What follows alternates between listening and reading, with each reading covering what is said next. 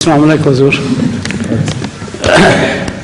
حضور بخاری شریف کتاب بدل خلق باب صیغۃ الشمس والقمر میں حضرت ابو ذر رضی اللہ عنہ کی روایت ہے کہ رسول کریم صلی اللہ علیہ وسلم نے فرمایا، جانتے ہو سورج غروب ہو کر کہاں جاتا ہے؟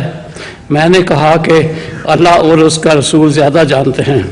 فرمایا وہ جاتا ہے عرش کے نیچے اور سجدہ کرتا ہے اور پھر اجازت مانگتا ہے مشرق سے طلوع ہونے کی، اور اسے اجازت دے دی جاتی ہے.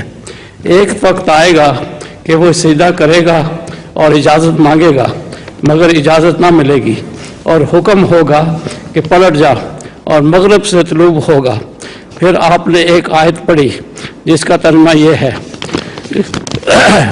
اور سورج ایک مقرر جگہ کی طرف چلا جا رہا ہے. یہ غالب اور علم والے خدا کا مقرر کردہ قانون ہے. سورۃ یاسین آیت 39. حضور اس میں چند امور وضاحت طلب ہیں.